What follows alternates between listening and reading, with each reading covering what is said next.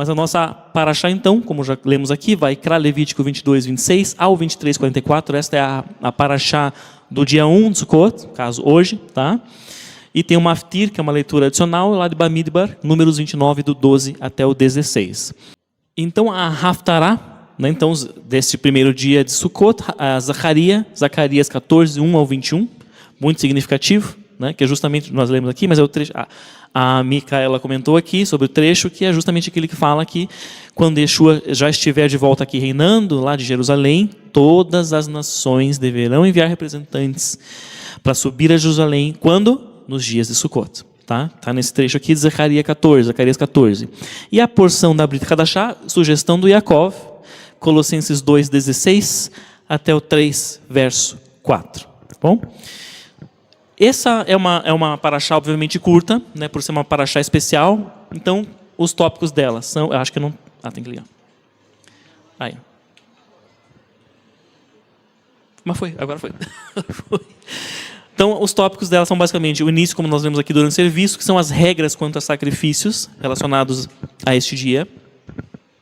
Depois ela vai falar dos Moadei Hashem, ou, entre muitas aspas, já vamos falar sobre isso, as festas do Eterno, tá? Levítico 23. E esse Maftir, essa leitura adicional lá de Números, ela fala sobre as ofertas que deveriam ser levadas na festa de Sukkot, né? As ofertas de sacrifício que deveriam ser levadas, então, nos dias de Sukkot. Tá? Então, basicamente, esta é a nossa paraxá. Vamos começar com... Ficou ao contrário ali, mas tudo bem. Com o Midrash, que diz o seguinte, antes de entrar em qualquer texto, vou ler para vocês este Midrash. Tá? Um rei viajava pelo deserto e o seu filho, o príncipe, sentia muita sede. Ele estava no deserto e o filho dele estava sentindo muita sede. Ele estava acompanhado da sua caravana, cavaleiros, né, os seus servos. Mas em vez de despachar um servo, pega o cavalo e vai até a cidade mais próxima buscar água para nós, porque o meu filho está passando sede. Em vez de fazer isso, que ele poderia, porque estava com a sua comitiva, ele faz o seguinte, ele ordena que um poço seja cavado. Então, ficou ao contrário a minha ordem aqui. Nós temos o deserto, o príncipe e o poço. Tá? O rei, então, ele não manda ninguém para uma cidade buscar água, ele manda que cavem um poço naquele local. Ordena que cavem um poço. E que, assim que o poço fosse cavado, colocassem uma placa que sinalizasse, que marcasse aquele local. Ele manda fazer isso. Aí ele diz o seguinte, neste momento, ele falando para o filho, para o príncipe, neste momento, nós temos condições para obter água muito mais rápida e facilmente. Era só mandar um mensageiro a cavalo para a cidade aqui próxima, ele ia trazer a água para nós. Era muito fácil e rápido. Mas, meu filho, talvez haja um dia, daqui a muitos anos, em que tu irás viajar novamente por esse caminho. Talvez esteja sozinho quando isso acontecer. Talvez eu já não esteja mais aqui com você. E talvez você não tenha o poder e o privilégio que você tem hoje, você não sabe? Pode ser que você não tenha mais, você não seja mais o príncipe, que você perca a sua coroa, né? Então, o poço que nós cavamos hoje, meu filho, ele estará aqui para saciar a tua sede nesse momento, se isso acontecer. O poço estará aqui. Mesmo que você perca a sua coroa, o seu prestígio, e mesmo que você esteja sozinho, não tenha a comitiva aqui com você.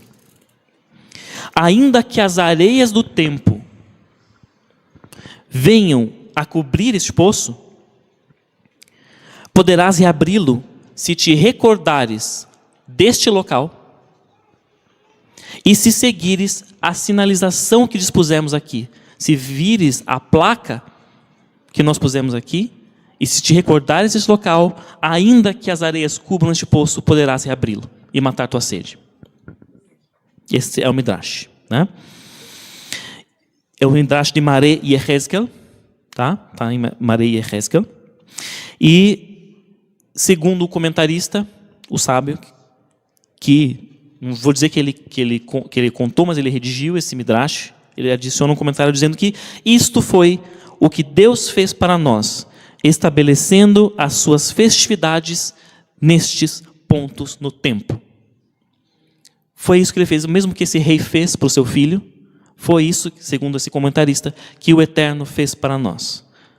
Marcando o tempo, sinalizando pontos no tempo. Já vamos elaborar um pouco mais sobre isso. Então, nós temos, nessa nossa paraxá, Levítico 23, eu vou abrir aqui, o seguinte texto, lá no início, versículo 1. E falou o Eterno a Moshe, dizendo: fala aos filhos de Israel e dize-lhes. Eu usei aqui uma tradução que eu achei maravilhosa do Sefaria, para o inglês, mas eu traduzi para o português. E eles usam o seguinte: fala aos filhos de Israel e dize-lhes os tempos fixados do Eterno, que vós proclamareis, serão meus tempos fixados. E por que eu gostei muito dessa tradução? Porque ela está traduzindo o termo, a palavra em hebraico, moed. Moed. Ali conjugada, né, está moadei, Hashem, os tempos do Eterno. E lá também moadai, né, moadei, meus tempos fixados. Que muitas traduções, a maioria, eu vou até dizer, tanto para qualquer língua, para o inglês ou para o português, vai usar, inclusive aqui na Torá da Sefer, eles vão dizer o seguinte: as solenidades do Eterno, ou as festividades do Eterno, ou até as festas do Eterno. Mas a palavra moed não é bem festa, não é bem solenidade. Existe uma outra palavra para isso, que é qual? Não, Hag, para festa. Hag é festa, né? Hag HaSukkot, a festa de Sukkot. Hag é festa mesmo, festividade. Moed não é isso, exatamente. Moed é tempo fixado, uma marcação. É uma raiz de marcar coisas, marcar postos, marcar locais. Vem dessa raiz. Então é um tempo fixado. Por isso que eu gostei dessa tradução do Sefaria. Os tempos fixados do Eterno. Né? E o que está escrito ali? Os tempos fixados dos judeus? Marquem para vocês os tempos que vocês quiserem. O Eterno falando para o seu povo Israel. Quando vocês acharem por bem, de acordo aí com as colheitas de vocês, marquem quando vocês quiserem os tempos fixados de vocês. É isso que está escrito? Não.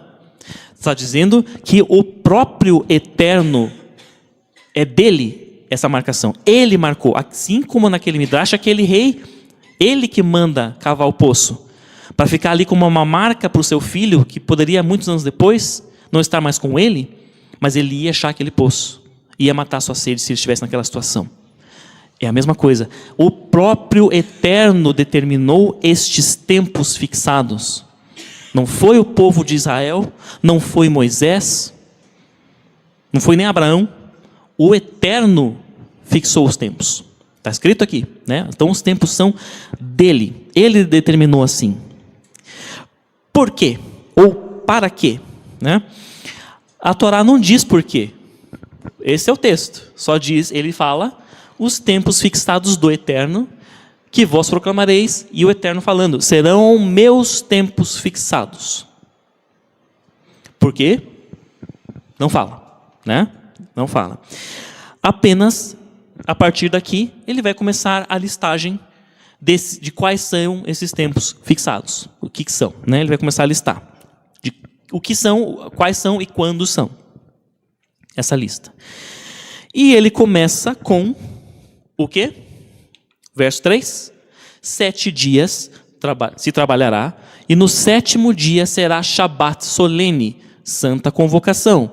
Nenhum trabalho fareis, é Shabat para o Eterno em todas as vossas moradas. Então, o Shabat é o que abre esses tempos fixados, esses Moadim, esses tempos fixados do Eterno. O Shabat começa com ele, né? Com o próprio Shabat, que é um Moed, um tempo fixado semanal. Né? Ele permeia o ano, porque ele é feito semanalmente. Então é um moedo que permeia o ano todo, né? Mas a gente vai ver aqui no texto que ele é colocado meio que como a parte dos outros. Já vamos ver isso. Ele é colocado à parte, né? E um parênteses, abrindo um parênteses rapidinho. O Eterno determinou o Shabat, o 7º dia, como moed, tempo fixado. Ele não determinou que era o Yom Rishon, o domingo, ele não determinou que era a quarta-feira. É o Eterno que fez, assim ele fez, assim ele disse e assim está escrito. Né? Então eu não posso mudar isto. Quem é o Yaakov para querer mudar? Né? Se é assim ele escreveu, assim é. Eu sempre dou esse conselho, e é opinião minha. Eu não consigo guardar o Shabat, não posso. Eu vou então guardar quarta-feira. Não faça isso. É melhor então que você não guarde, não observe nada, tá? E você sabe no seu coração, mas você não pode, tem situações, tudo bem. Mas então não guarde nada do que você mudar o que o Eterno determinou. Aí o buraco é mais embaixo, né? Então não guarde nada. O Shabat é o quê? É uma bênção para quem observa, né? É uma bênção. Então, se você não guardar, ok, você não vai ser abençoado com aquela bênção. Mas agora, se você mudar o que está escrito, aí não é, aí é maldição mesmo. Aí você entra naquela maldição lá, de quem né, acrescentar ou tirar algo da palavra. Né? Aí é um problema. Aí sim é um problema. Então, fecha o parênteses. Não posso guardar o Shabat. Então, ok, não guarde nada. Então, é melhor... Você vai deixar de ser abençoado, tá? É isso. Mas, claro, busque o que está escrito. Se assim puder, e assim o Eterno colocar no seu coração, né? Então, fecha o parênteses dos Shabats. Mas por que o Shabat ele parece ser colocado aqui como um algo à parte? Se a gente vê a sequência aqui no verso 4, olha lá, o verso 3 lemos aqui. O verso 4 diz o seguinte: estes são os tempos fixados do Eterno. Ele vai repetir. Porque como se ele... Ok, o Shabat... Agora vem os tempos fixados, outros. Por que ele é colocado meio que à parte, será, dos demais? Ou melhor perguntando, por que o Shabat está aqui nessa lista? Né? Por que ele está aqui? O Shabat remete a quê? O Shabat é o Eterno lá na criação. O Eterno estava lá criando, criou o universo todo. E daí ele fez o que? Ele cessou o seu trabalho criativo. Né? Ele cessa o seu trabalho. Então o Shabat remete a isso, cessarmos o trabalho criativo, como o nosso Criador fez, nós fazemos. Né? É o cessar do trabalho criativo, basicamente. Né? Tudo bem.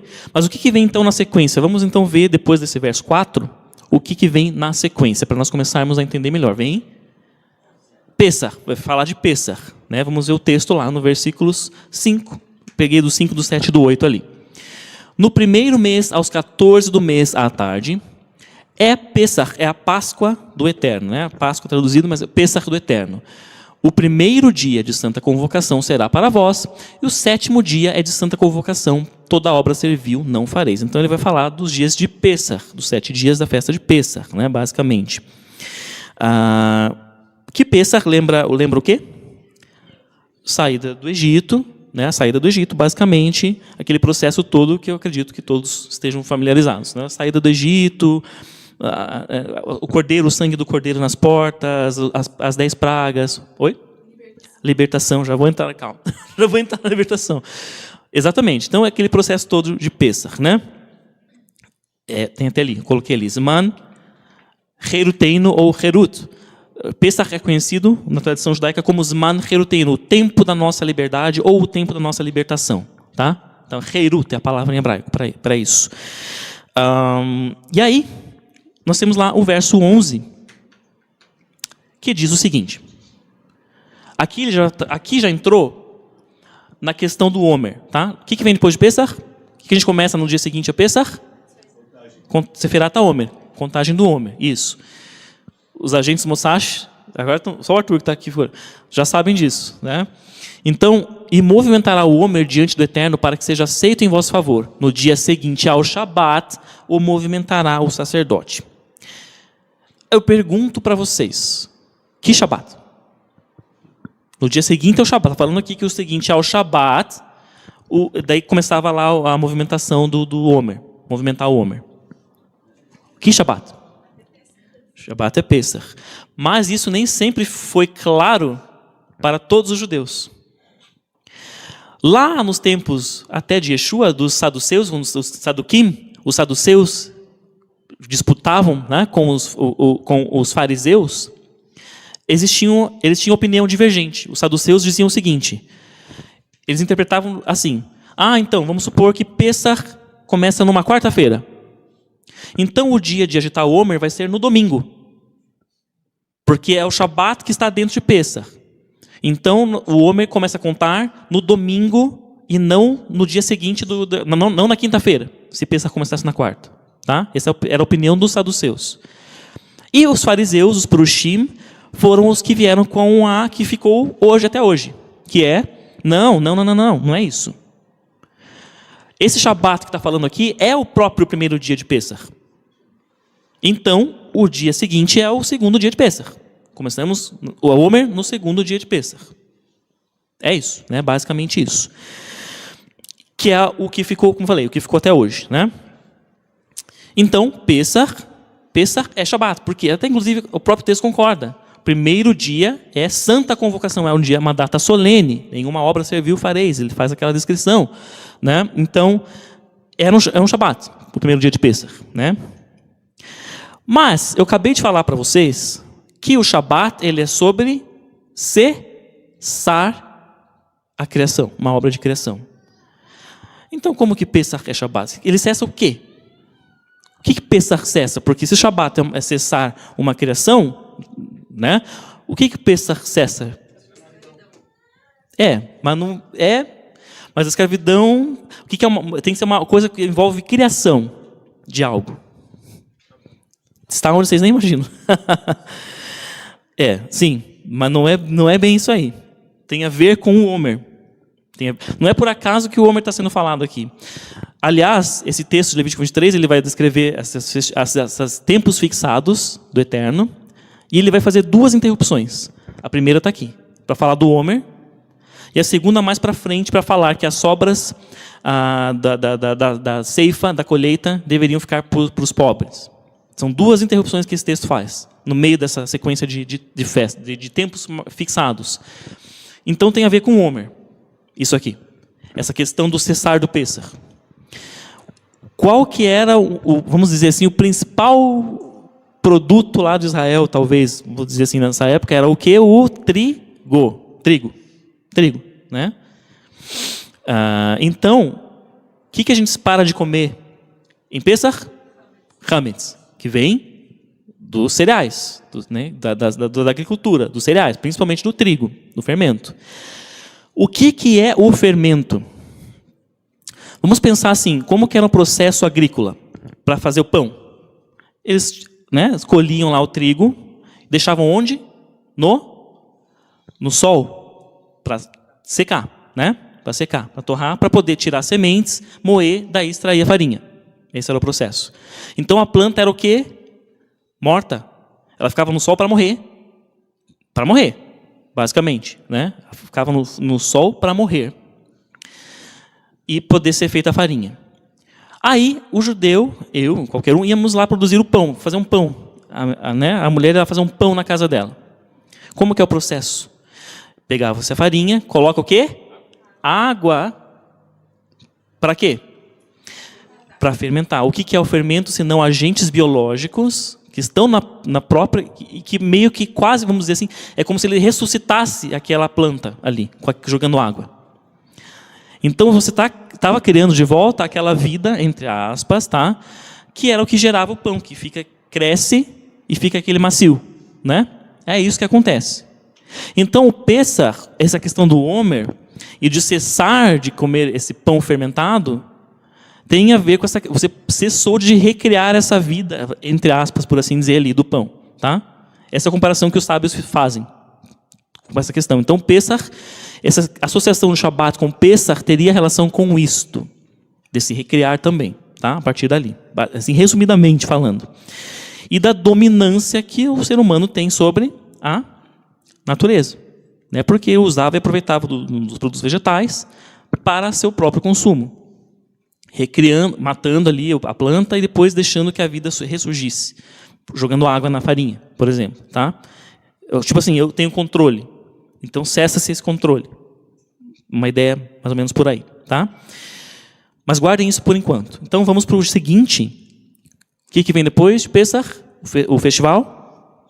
Ficou bom, Gustavo, obrigado. Shavuot, né? Versículo 16, que diz o seguinte: até o dia seguinte da 7ª semana contarei 50 dias. Aquele processo da contagem do Homer. Começamos lá no versículo 11, né? Contar o Homer, 7 semanas, 49 dias, no 50º é Shavuot. Dali oferecerei oblação nova ao Eterno. Então, basicamente, o Shavuot ele fecha esse período da contagem do Homer no 50º dia, né? De 7 semanas. E o Shavuot ele é sobre o quê? Se Pesach era a questão da libertação, da liberdade, Shavuot era sobre... O que aconteceu em Shavuot? Primícias. Teve as primícias, os Bikurim que também vieram vindo, né? Bikurim e o Homer. Mas o Shavuot aconteceu o quê? Isso, o recebimento da Torá. Na tradição judaica, Shavuot é chamado de Zman Matan Torateinu. O tempo da dádiva, da outorga da nossa Torá. Tá? Então, tem a ver com a Torá. Né? Assim, o dia em si, basicamente, tem a ver com a Torá. Zman Matan Torateinu. Tá? E nós, claro que temos, né, Yeshua, sabemos também o que aconteceu anos depois, no dia de Shavuot, né? Que o Ruach esteve sobre os apóstolos e discípulos de Yeshua. Tá? Então, guardem isso aí, Torá. Depois de Shavuot, meses depois de Shavuot, né? Shavuot se encerra ali, depois, meses depois, que é o período que nós estamos aqui, né? Vivenciando, vem lá no 7º mês, o chamado Rosh Hashanah, ou Yom Teruah, ou Zichron Teruah, como preferirem, tá?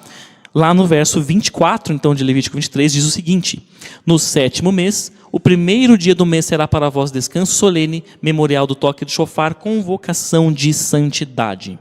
Tá? Então, esse aqui fala do Zichron Teruah, ou Rosh Hashanah, enfim, como preferirem, tá? E o Zichron Teruah, nós já falamos aqui em vários momentos, nesses dias e antes, em outros anos, tem a ver com o quê? O que a tradição diz que acontece nesses dias? Julgamento, isso. O Eterno está atuando, segundo a tradição, como rei e como juiz. Por quê? Parênteses. Por quê? Esse dia celebra o quê? O dia específico do Rosh Hashanah, do Zichron Teruah, celebra o aniversário da criação. Quando a criação se completou. Quando que se completou? Quando foram criados Adão, né, o homem e a mulher. Tá? Ali foi a completude da criação, então celebra-se o dia da completude da criação. Tá? Como é que foi o processo de criação? O que o Eterno fazia?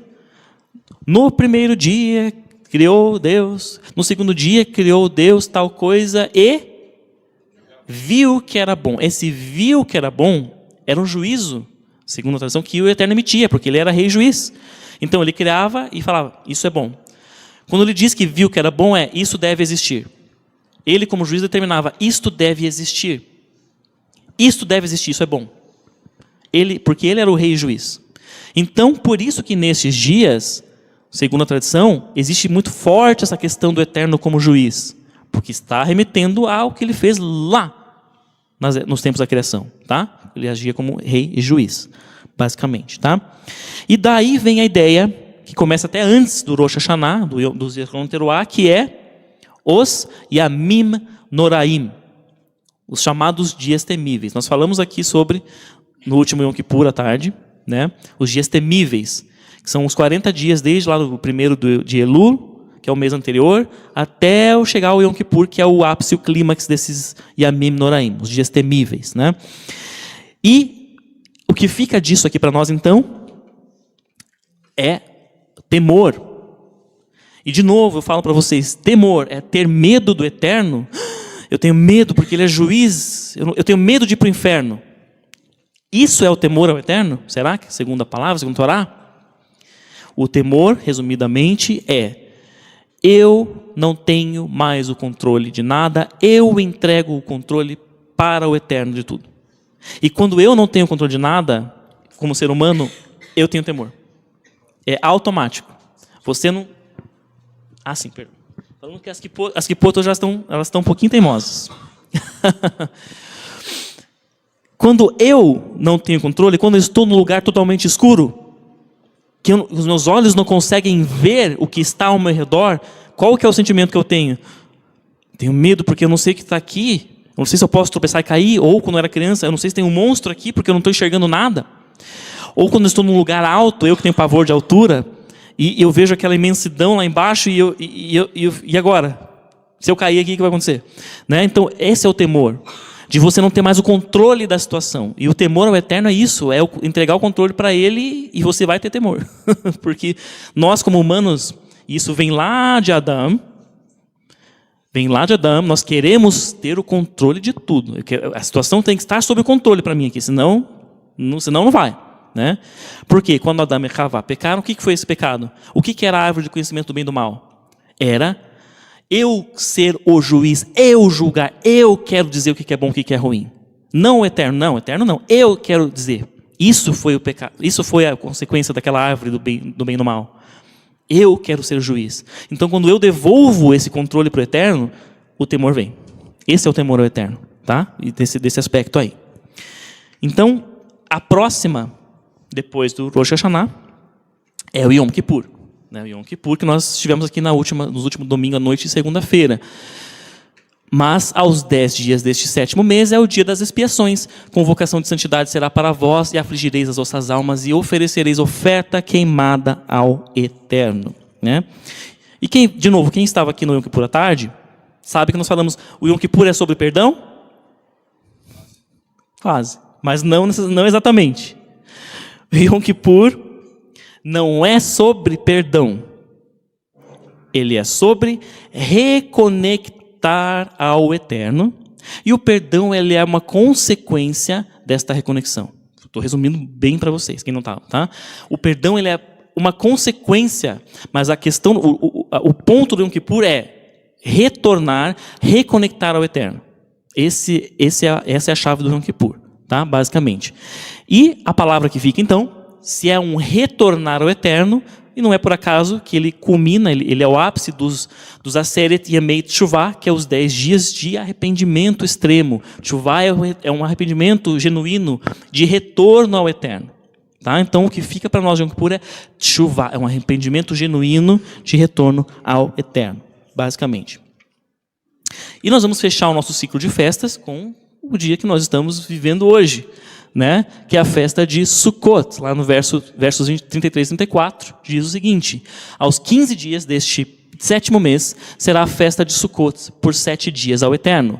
No primeiro dia haverá convocação santa, nenhuma obra servil fareis. Então, é o dia que nós estamos vivendo hoje, o 15º dia do 7º mês, é hoje, praticamente, tá?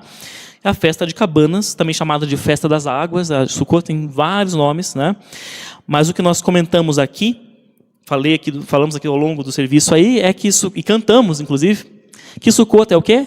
Zman Simchateinu, o tempo da nossa alegria. Então, a palavra que fica aqui de Sukkot para nós é Simcha, alegria, né? Alegria, o tempo da nossa alegria.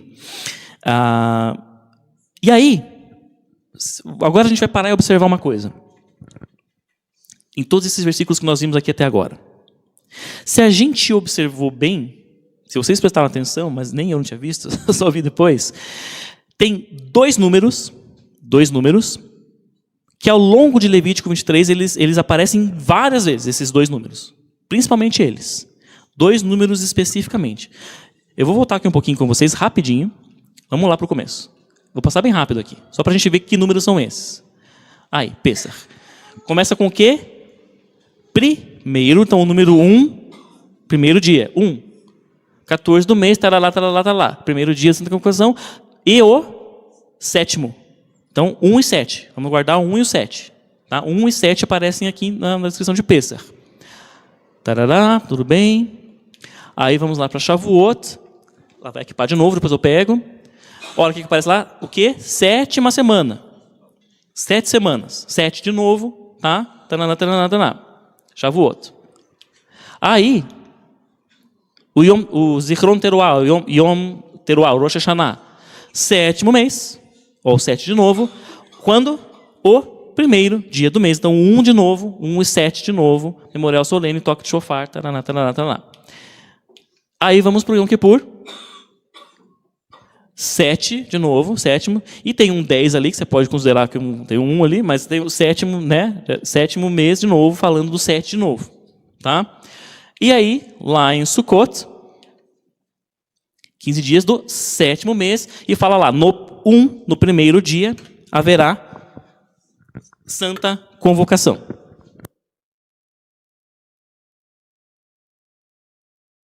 A convocação no primeiro dia. Né? E nós vimos que até aqui, então, ficou 1/7, né? Sempre, quando é festa maior, como o Pesach, é o primeiro e o 7º.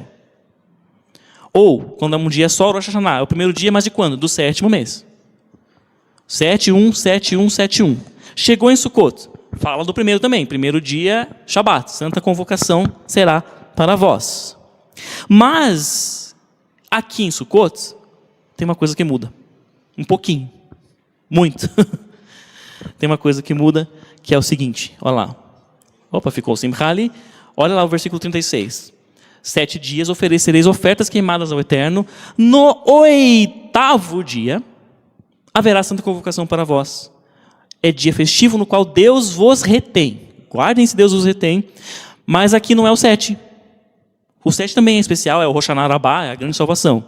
Mas fala que a santa convocação aqui em Sukkot é 8, é o 8º, não o 7º. Né? O 8º dia, basicamente aqui, esse aqui está falando. Em que Deus vos retém. Esse Deus vos retém, em hebraico, retém atzeret. Daí vem Shmini atzeret. Tá? Esse é o termo do 8º dia de Sukkot. Atzeret, reter. Retém. Por que essa particularidade aqui na última festa, né, Sukkot? Na última festa, lembrem-se, falamos aqui, Sukkot encerra, segundo aqui o Levítico 23, Sukkot é o que encerra esse ciclo de festas. Ou melhor, de tempos fixados do Eterno. Sukkot é o que encerra. Por que Sukkot, então, é diferente das outras? Por que entra um 8º aqui? Em Sukkot. Por que entra um 8º aqui? Gustavo está chutando ali, está pegando. Né? Por que você fala assim, mas Sukkot encerra, mas daí tem Hanukkah. Mas Hanukkah é uma festa, né? Da tradição, não está na Torá. Tanto Sukkot encerra o ciclo, que quando é que nós encerramos o ciclo das leituras de Parashot? Nessa época, né? Vamos terminar, o Vezot Parashá vai ser lido ali no Shemichat Torá, e na semana seguinte é que nós vamos começar as Parashot novas com Bereshit. Então, Sukkot encerra o ciclo de festas e os Parashot encerram o ciclo também nessa época. Não é por acaso isso. Né? Podia encerrar no Rosh Hashanah. Não fazia mais sentido? Que se o ciclo se encerrasse no final do ano? Não, encerra em Sukkot. Não é no Rosh Hashanah, não é no Zichron Teruah. Tá? Encerra em Sukkot. Por que isso? Por quê? Vamos pensar, essa é a última slide, se eu não me engano. Vamos pensar, então, naquelas palavras que a gente destacou de cada uma desses tempos fixados. Tá? Começando ali por Pesach. E aqui eu vou pedir para vocês, e nós vamos pensar numa outra perspectiva, que eu, pelo menos, não tinha pensado assim ainda. Nós sabemos, e a própria palavra diz, Paulo diz, Olavo Shaul, ele diz lá em Colossenses, né, que as festas, né, ninguém vos julgue lá por celebrar tal, porque elas são o quê? Sombras, né, do que há de vir. Nós sabemos, todo mundo sabe isso, o que as festas significam, o que elas simbolizam, né? Yeshua já veio lá, as primeiras festas, as festas a partir de Yom Teruah, simbolizando a segunda vinda de Yeshua, o anúncio, todos acredito que sejam a par disso. Mas agora a gente vai pensar um pouco, uma outra perspectiva ainda, sobre essa questão das festas. Tá? Pensando nessas palavras que nós marcamos ali. Tá? Os tempos fixados são para quê? Por que o Eterno determina esses tempos fixados? Lembram da história do Midrash do rei com o príncipe? Para marcar aquele local. para que o seu filho, quando eventualmente voltasse lá, talvez anos depois, ele soubesse que aquele local estava ali e que ali ele poderia encontrar água para beber. Né? Era para marcar aquele local. Então, as marcações do eterno tempo são para marcar esses tempos. Né? E quando eu entendo isso, e quando eu passo a observar esses tempos fixados, eu estou fazendo o quê? Estou separando, estou santificando o meu tempo, não é? Estou santificando o meu ano. É isso. É um separar. Estamos aqui todos aqui, ó, celebrando Sukkot. Estamos separando. Não estamos lá fora, não estamos num restaurante, estamos aqui, marcando este tempo. É uma santificação do ano, do calendário, do nosso tempo também, tá? Mas, para mim, o que me veio dessa vez sobre esses períodos é que essas festas, ou melhor, esses tempos fixados, eles são também uma alusão ao nosso processo, ao processo individual de alguém de retorno ao Éden. Como assim? Então, começando ali por Pessach, a gente usou Heirut, né? O Zman Heiruteinu, o tempo da nossa liberdade ou nossa libertação. Mas vamos usar aqui como liberdade. O que é a liberdade? O que é liberdade? Eu poder escolher o que eu vou ou não fazer, é liberdade ou não é? É. Eu posso escolher. Eu podia escolher estar lá no restaurante agora, mas eu escolhi estar aqui. Não é? É uma escolha. Claro que essas escolhas trazem consequências, mas eu tenho essa liberdade que o próprio Eterno me garantiu, que é o livre-arbítrio. Em outras palavras, livre-arbítrio, né? Livre-arbítrio, de liberdade. Eu tenho a liberdade de escolha. Eu sei que existe algo correto e algo que não é correto, mas eu posso escolher. Essa liberdade eu tenho. Né? Mas como é que eu vou saber o que é o certo e o que é o errado? Eu tenho a liberdade. Mas como que eu sei o que é o certo e o que é errado? O que Shavuot fica? Torá. Vamos pensando nisso. Shavuot fala muito da Torá. Então a Torá vem para me dizer, para nós, isto aqui é certo, isto aqui é errado, isto aqui você pode fazer, isto aqui você não deve fazer. Né? A Torá ela faz isso, é um manual. A Torá não é um conjunto de regrinhas, é um manual de vida para nós. Então ela vai nos dizer, ó, isso aqui é saudável para você fazer. Por quê? Foi o Criador que me fez, ele sabe o porquê. Se ele é o Criador, ele sabe por que ele diz para fazer isso dessa forma e fala para fazer isso de outra forma. Ele sabe, né? Ele é o Criador. Então é um manual de vida. A Torá vem me dizer o que é certo e o que é errado. E depois vem o quê? O Zichron Teruah, ou Rosh Hashanah, com o temor. Quando eu conheço a Torá, eu estou na liberdade, posso escolher, mas vou escolher o quê? A Torá vem e me diz o que eu devo escolher. Ok, entendi a Torá, entendi quem é o Criador. O que vem depois? O temor, porque eu sei diante de quem eu estou me colocando. Falei no Yom Kippur aqui, tem algumas sinagogas que tem em cima aqui da arca a frase Dalif Neimia Talmed, que é saiba diante de quem você está se colocando aqui agora. Né? Que é o Criador, simplesmente o Criador de tudo. Desse universo vasto e gigantesco, que nós nem temos noção do tamanho. Então, quando eu entendi a Torá, existe um Criador, Ele criou tudo, Ele me criou, esse temor vem, porque eu começo a reconhecer que o Rosh Hashanah está no quê? Naquele período de retorno, já está aqui no período de temíveis, ele começa o ciclo do Aseret Yemei Teshuvah, que é os 10 dias de extremo arrependimento. Então eu começo a me examinar, porque eu sabendo que o Criador, Ele está falando comigo, Ele está, né, me chamando para voltar para Ele, meu Deus, mas eu quem sou? Eu que fiz tanta coisa errada, eu que cometo pecados todos os dias, quem sou eu? Isso é o temor. E aí vem o Yom Kippur, com o ápice da Teshuvah. E de novo, no estudo, quem estava aqui na segunda, falamos o seguinte, lá na época do Mishkan, do tabernáculo, quando o sacerdote, no Yom Kippur, o sumo sacerdote entrava no Santo dos Santos, ele levava o quê? O incensário com o incenso para dentro do Santo dos Santos. Segundo a Torá, lá dentro do Santo dos Santos, já estava a presença do Eterno envolta no quê? Numa nuvem. Então a nuvem da presença do Eterno se fundia com a nuvem do incensário que o sacerdote levava lá para dentro. Era uma conexão, era um símbolo de conexão, que era o que o Eterno queria para aquele dia. Era a conexão, e o perdão que vinha depois era a consequência deste reaproximar. Entendem? Ele era apenas uma consequência desse reaproximar. Então eu vim aqui com temor, entendi, começo a me arrepender, começo a me examinar e saber o que eu fiz, e quem sou eu para estar diante do Criador. Mas aí vem esse verdadeiro arrependimento, porque eu estou querendo me reconectar com Ele. Eu levo a minha nuvem para dentro, de volta, e a nuvem ficava sobre onde? As duas nuvens se fundiam sobre onde? Sobre o propiciatório, sobre a tampa da arca da aliança, que ficava lá dentro. A arca guardava o quê? As tábuas com os 10 mandamentos. Né?